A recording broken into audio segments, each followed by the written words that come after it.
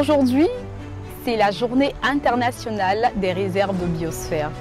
Alors ici, je suis dans le jardin botanique de l'université Félix Houphouët-Boigny de Cocody.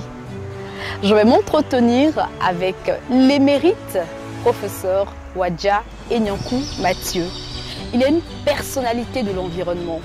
Il a obtenu en 1992 l'excellent prix, le prestigieux prix Goldman pour l'environnement. Le prix Goldman pour l'environnement est ce que le prix Nobel est pour la paix. Je suis ici pour échanger avec lui sur la biodiversité avec un accent sur l'état de la flore. Mais avant, découvrons ensemble ce que c'est la réserve de biosphère. Mais attention, il ne faut pas confondre biosphère et biodiversité. La réserve de biosphère est un espace naturel reconnu par l'UNESCO. Elle se compose de 3 zones complémentaires avec des fonctions clés. D'abord, la zone centrale, là où se trouve la grande partie de la biodiversité. Sa fonction est de conserver toute la biodiversité. Ensuite, la zone tampon. Sa fonction favorise un développement des populations riveraines. Et enfin, la zone de transition. Sa fonction logistique encourage la recherche, la surveillance, l'éducation, l'échange entre les communautés locales, les décideurs nationaux et internationaux.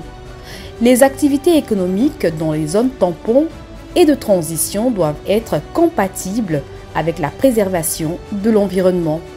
On peut donc définir que la réserve de biosphère est un espace naturel terrestre, côtier ou marin reconnu par l'UNESCO et qui privilégie une relation harmonieuse entre l'humain et cet espace naturel, de sorte que cela constitue une solution durable pour l'environnement. La Côte d'Ivoire abrite 2 réserves de biosphère. Ce sont le Parc national de Taï et le Parc national de la Comoé.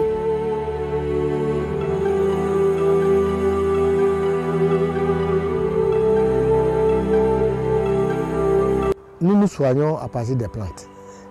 Même la plupart des médicaments sont conçus à partir des extraits obtenus des plantes. La bibliographie dit qu'il y a près de 5 millions d'espèces végétales, d'espèces dans le monde. Actuellement, on n'a pas encore découvert la moitié et les espèces commencent à disparaître. C'est-à-dire qu'il y a des espèces qu'on ne va pas découvrir avant de disparaître. Il y a des espèces, on ne peut pas dire que ça a disparu, mais on ne trouve pas.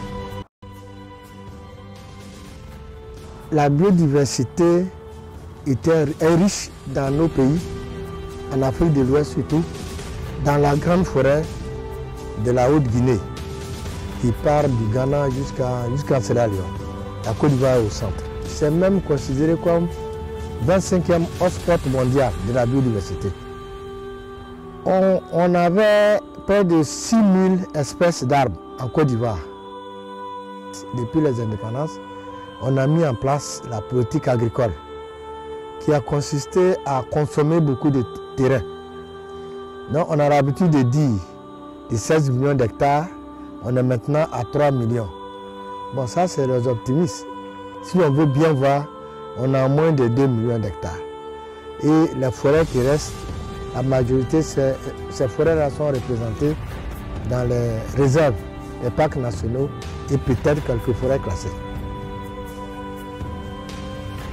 L'appui est beaucoup consommé.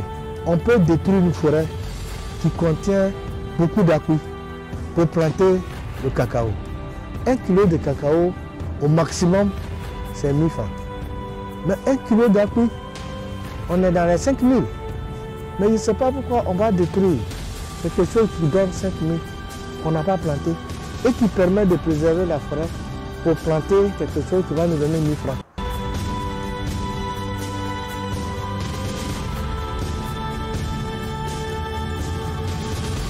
Au nord, il y a un arbre dont la racine est utilisée pour fabriquer les médicaments de serpent. Même si vous voyez un serpent passer ici, vous soufflez la poudre sur le serpent, il va s'arrêter, il va même pas bouger. Mais cette espèce est en train de disparaître. Il faut qu'on sensibilise les gens. Pourquoi on reboise, on plante. Il faut qu'on fasse quelque chose. Si on n'a rien fait, d'ici 15 ans, ça va être difficile. C'est la famine, plus la chaleur, les histoires de cancer.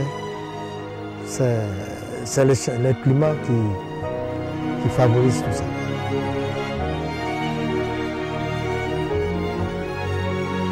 Ce baobab a 50 ans. Est-ce que vous aurez imaginé qu'il a 50 ans, ce arbre? Et oui, en Afrique, les baobabs sont centenaires. Le baobab est une plante médicinale de par ses racines, ses écorces, ses feuilles.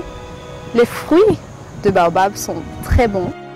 Les graines également servent à assaisonner des repas. Alors pourquoi continuer à détruire des arbres qui peuvent apporter beaucoup de vertus dans notre vie, dans notre environnement?